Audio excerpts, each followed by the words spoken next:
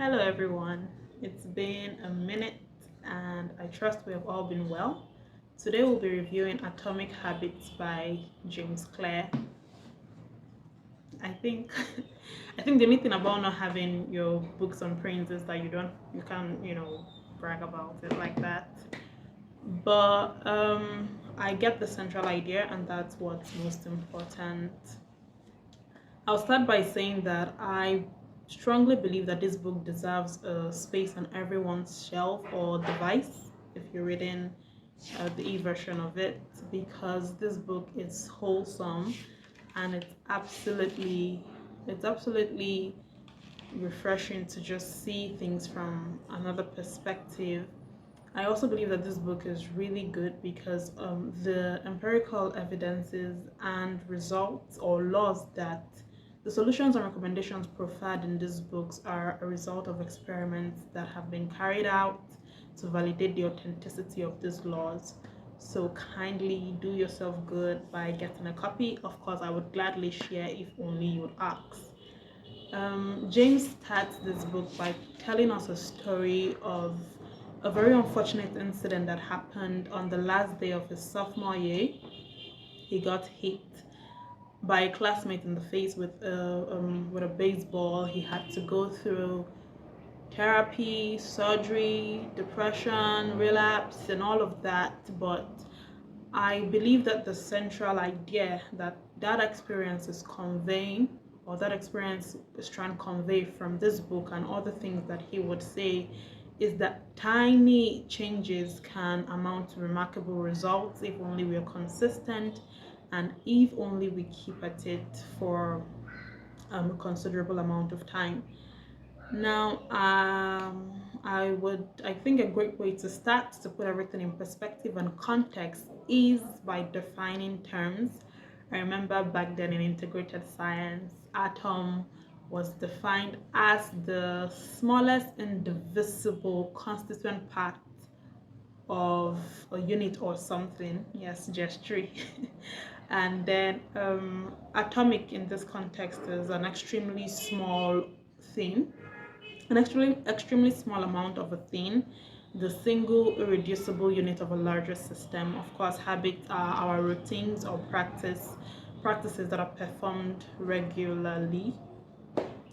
Um, Tiny changes in our lives can change the trajectory of our lives in ways that may admittedly not be visible at first or not so glaring when we start. James tells us that more often than not, I think we can all relate to the fact that we set out to do things and we just start with all of that energy and gusto. We make our goals smart, realistic, measurable, achievable, and time bound, only to be faced by what James refers to as the valley of disappointment. And that's that stage where we're not experiencing the quantum leaps that we envisage that we are going to experience. And it's not reason enough for you to stop, because he does a math in the book and tells us that if you get 1% better every day, you'll be 37% better off than you started off, maybe at the end of the year, or at the time frame at the end of the time frame you've given yourself, if you're just doing 1% every day. And conversely, if you get 1% worse, you would decline to nearly zero. And we start off a new venture. It could be reading a book, or I think the most relatable thing would be weight loss. With weight loss venture, we expect to see some kind of quantum leaps and very visible improvements, and then we just along the line fall off. Studies have shown that falling off sometimes is not as a result of it's not as a result of lack of motivation, but it's due to clarity, lack of clarity. So you need some form of clarity. You cannot just set goals that are vague and not clearly defined. James goes ahead to talk about goals versus systems. He gives a very counterintuitive approach, in my opinion, as to how we should completely ignore our goals and focus more on our systems. A goal is a desired result that you set to accomplish, and while your system are the processes that lead to your desired results. He buttresses this point further by highlighting and identifying the problems with goals. I know we've heard more often than not that we should set goals that are smart, but James tells us that goals, successful and unsuccessful people both have goals, the same set of goals to be precise. Therefore, it's not the goals that makes, that differentiates the winners from the losers. He also tells us that achieving a goal can only change your life at that moment in time. Imagine setting a goal to run a marathon, you get to the finish line. I can imagine the excitement and everything that you're feeling at that moment with your family cheering you on and rooting for you. I mean, it's a moment that you wouldn't forget in a hurry, but it's, you're not going to be able to replicate that moment or have that moment again. It's just at that moment in time you would feel all of those. Another reason is that goals create an either or conflict. So it's either you achieve this goal and you're a success, or you do not achieve this goal and you're a complete failure, which is not true at all.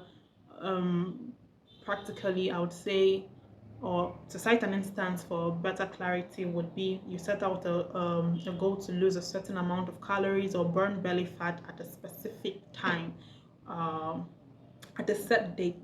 The date comes and you climb your weight and the scale, and you're not down by that exact amount that you're set to lose. uh, you would feel disappointed. Definitely, you would feel disappointed, and you feel like you haven't achieved what you set out to achieve.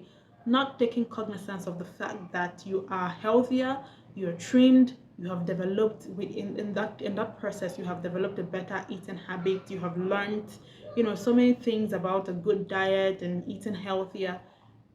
In that moment you're not cheering yourself on just because what you didn't get that specific amount of you didn't burn that specific amount of calorie you set out to burn. That's not even good at all. Also, goals have a way of making us to push or stall our happiness until a future date. Like, I can relate to this because there was a time in my life I used to stall my happiness until I achieved a certain milestone. So sometimes, yes, you'd achieve that milestone, you're happy, and the next time you're qualified to be happy is when the next milestone is achieved. It's not a good way to live at all. Take it from me. I used to store my happiness to I used to anchor my happiness on so many things. I was saying to myself, when this result comes out, I'm going to be awfully happy. When this happened, da da da. But this fast-paced world that we are in, there's always something to achieve. That means in the end, you're never going to enjoy yourself. That's not a good way to live. But right now, take it from me, I'm free. I'm living my best life right now. Okay, lastly, while goals are not so reliable, or why we should ignore our goals and focus more on our systems, is that when you achieve a goal, then what next? All of that gusto and energy that you put into that particular goal, maybe it's running a marathon or losing weight. When you achieve that thing you set out to achieve, what next? All that gusto is just, it fizzles out, and if care is not taken, you find yourself slipping back into that bad habit, if that was the case in the first place. He goes further to speak on the three levels or the three layers of behavioral change. He talks about outcomes and processes, and then most importantly, our identity. Your outcomes are your results, that weight loss, starting the new business, writing that book. Your processes are what you do, or how the steps that you take towards achieving the desired outcome. For example, the process towards achieving your weight loss is the new workout routine or the new diet plan. The process towards starting your new business could be making a deposit for your physical space, that in order to spoil yourself to start the business. And writing that book would be to change your reading and writing habits, or give yourself a target of a certain threshold you should meet up to, just so the book comes out in a certain or at a given point in time. But what is most important is your identity. Your identity are your belief systems, your worldviews, how you see yourself and those around you. So James is telling us that we should change our identity rather than most people focus on the outcomes, but the best way to change your habits is by focusing on the person that you want to become. So the goal is not to learn an instrument. The goal is to become a musician. The goal is not to run a marathon or win a marathon, it's to become a runner.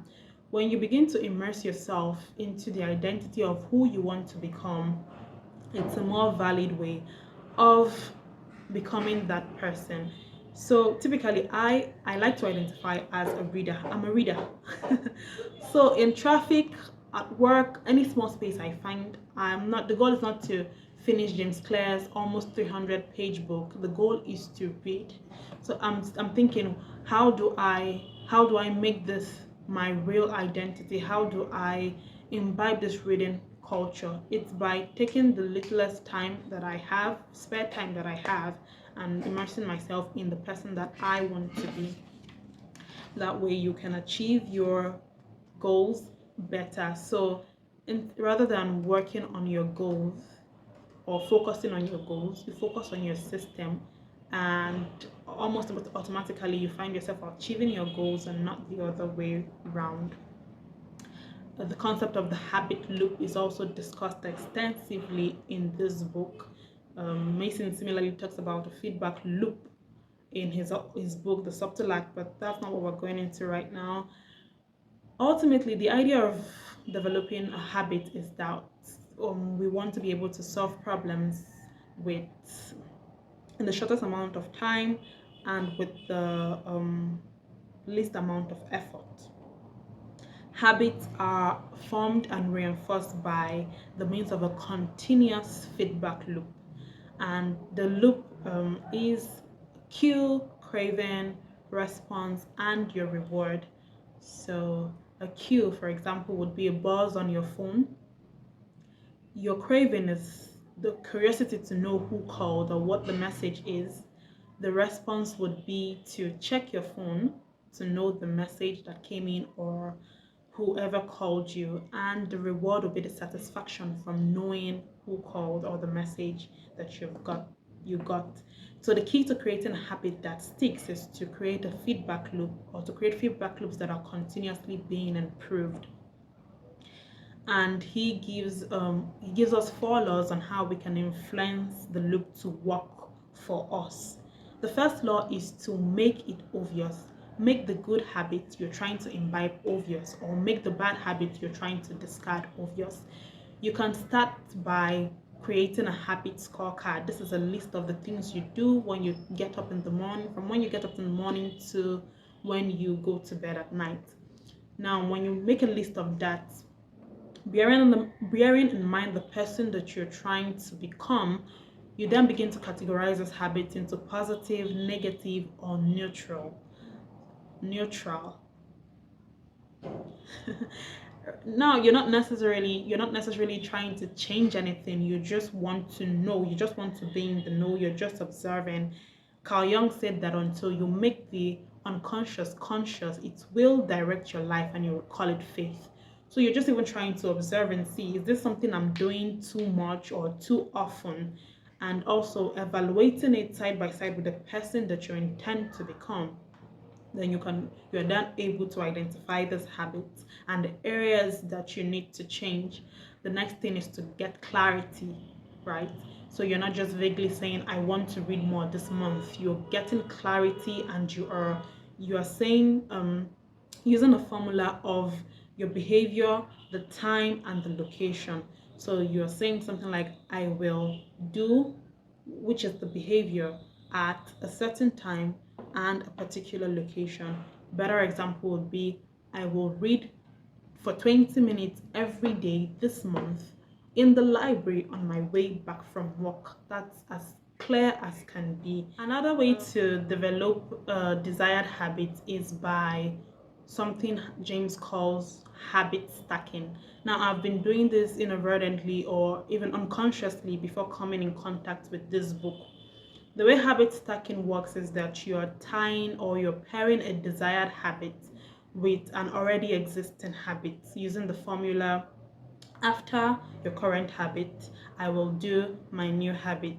So if you desire to start meditating more, you would say something like,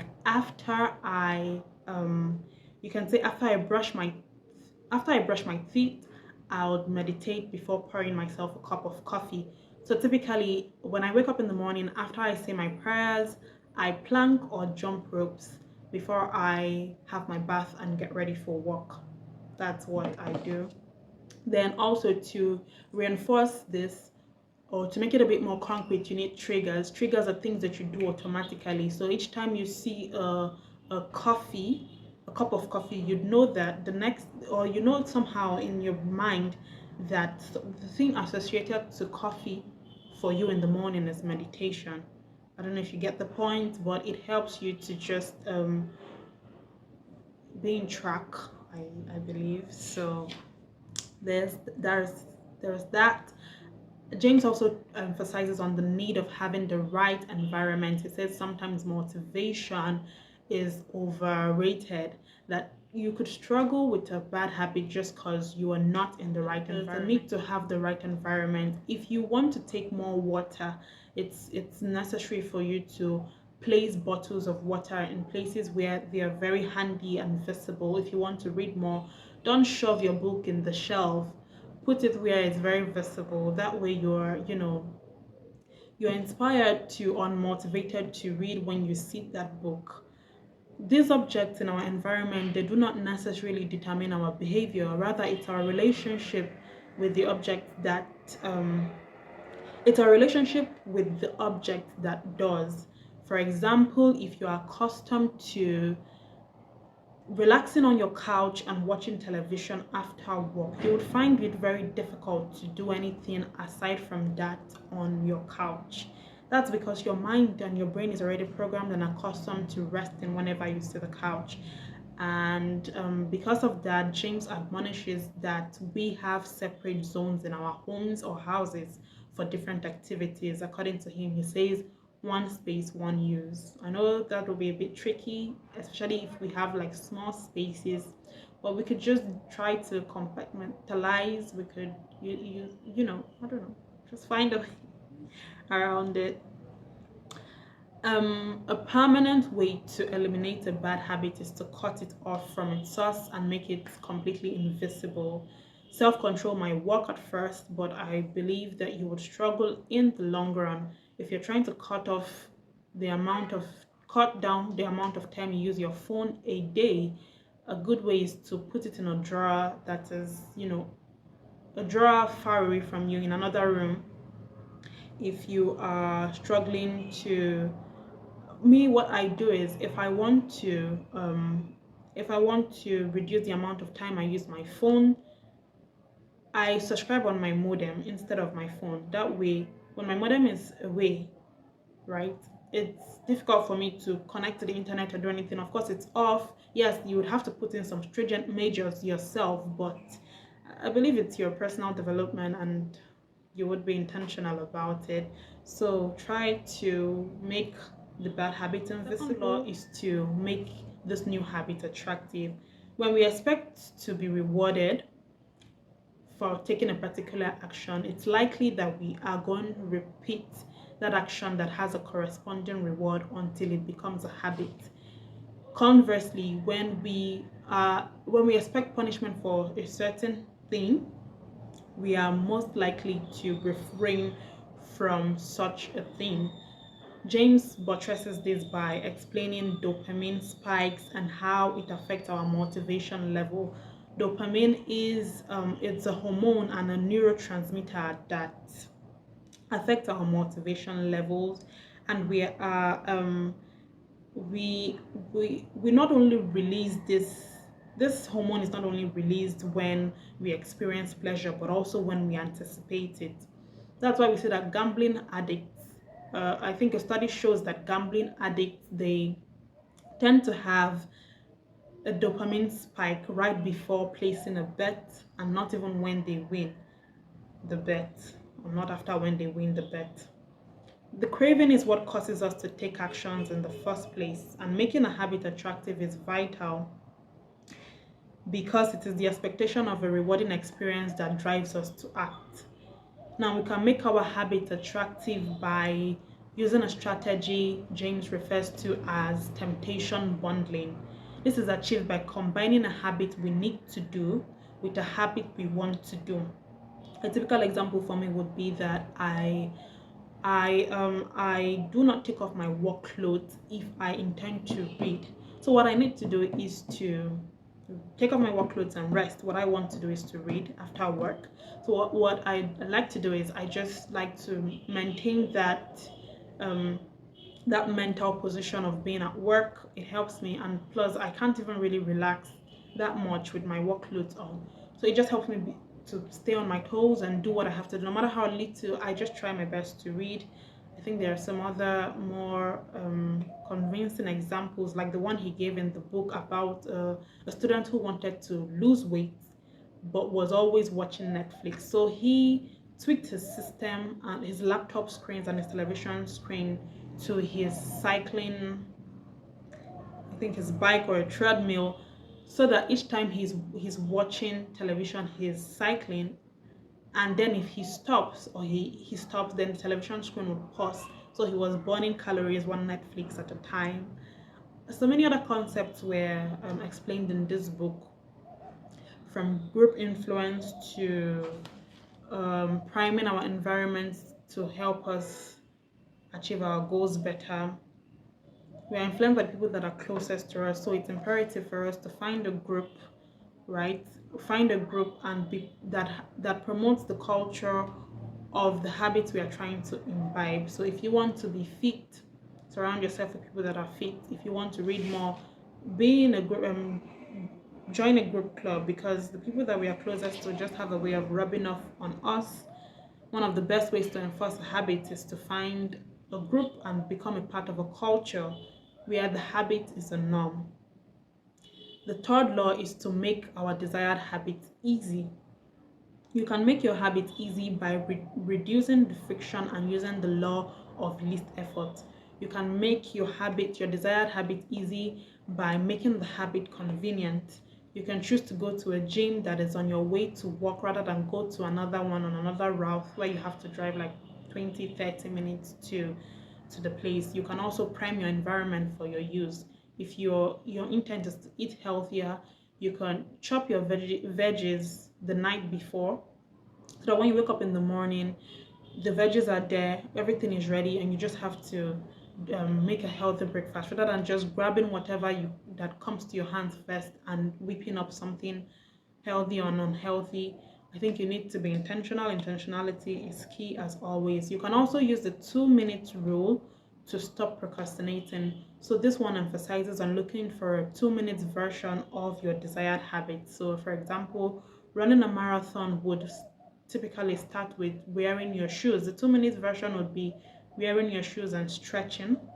Reading an hour a day could be reading a page. That's the 2 minute version. The idea of this is so that you're not doing too much too soon. So you need to, first of all, get the routine anchored in a place and gradually build momentum and progress to the next phase. Another way to make your habit easy, make your new habit easy, is by doing the reverse of making the old habit or the bad habit difficult. If you want to reduce the amount of time that you watch television, rather than having everything plugged and set up, and when you come, you just press your remote, you could unplug your TV from the socket, so that before you go, go and plug it and set everything up, you're even calculating within yourself and telling yourself, believe me, your conscience will be nudging you. Do you really want to do this, or do you want to do something more productive? The last law is making the new habit satisfying. Make your new habit satisfying. When you experience pleasure, your brain learns that a behavior is worth remembering and repeating. So the first three laws that we considered, making the new habit obvious, making it easy, and making it attractive, these three laws would help you to, or it would increase your chances of doing the new habit. It will increase your chances of doing those new habits the first time. But this law of making it satisfying would increase your chances of repeating the habit the next time. The vital thing of getting a habit to stick is to feel successful, even if it's in the smallest ways. The feeling of success is a signal that the habit paid off and the work was worth the effort. It is satisfying to know that you're making progress, and you can monitor your progress using visual measures, such as it could be as simple as moving a paper clip each time you read an extra page of a book. It could be filling a marble jar. You take two jars and an empty one and one with a marble. You just, each time I do this, I'm going to transfer a marble from here to there. Visibly seeing that thing increase just has a way of, you know, helping you understand that you're making some kind of progress. And believe me, it works. It could also take the form of just striking off a list, a task on your to-do list. This is my section. I'm always striking something off or the other. But long story short, keep a habit tracker. I these are even things that I do myself even before coming in contact with this book. So I set out a goal to intensify my Matthew 6:33 efforts more, and then I'm keeping a scorecard to just see that, oh, today I did this, I did that, and trust me, it's really rewarding. So just try to do that. In conclusion, I would like to say that in spite of our best efforts, it's inevitable that sometimes life would interrupt us at some point. Anybody can have a bad day. You can just not wake up on the right side of the bed. It could be that the previous day, your performance wasn't just so great at work. Whatever it is, my mom would say, just show up. And when you show up, put your best foot forward. Put your best foot forward. Don't break the chain. That's also necessary. Each time you mark off a task on your to-do list, or you mark a calendar, it means you're keeping a chain of something, and missing 2 days or two links in a row is now the beginning of a bad habit again. So rather than breaking the chain, just show up. If you read for 1 hour, typically you could read for 20 minutes on that day you're having a bad day. If that means not breaking the chain, then breaking a bad habit, you can also break a bad habit by making it unsatisfying, talking yourself out of it, and just helping yourself to understand the detriment of the habits that you're trying to break off is also a good place to start. Another thing you could do is to have an accountability partner, someone who is rooting for you, someone you can be you're answerable to, someone who wants to see you do better. You could also use a habit contract. You would make a list of the things that you don't want to do, and what you, just like a literal habit, if you contravene or if you break it, a literal contract rather, what you stand to gain or lose. And you can even go a step further by giving the habit contract to your accountability partner. So for example, if I use my phone for more than 4 hours a day, I owe you 1,000. I'd love, love, love, love to be your accountability partner. No, on a more serious note though, you could reach out to me. And yes, this book is really wholesome. This book is an amazing book that I would recommend for any and everybody. It's so great that you could read just the first 2 chapters and you have something to nibble on for a considerable amount of time. Endeavor to read it. Thank you very much. Remember the basic laws that we have shared. Make your habit obvious, make it attractive, make it easy, make it satisfying. Celebrate yourself on your littlest wins. I'm rooting for you.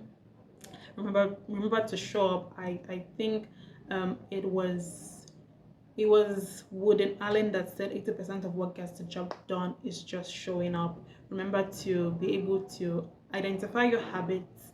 Carl Jung said that until you make the unconscious conscious, it will direct your life, and you would call it faith. So, having said all of this, I would love your feedbacks, your comments, your reviews. I would love your engagements in general. Kindly reshare. And see you in my next review. I am relentlessly rooting for you. It's your girl Chels, aka actually. Bye. Thank you.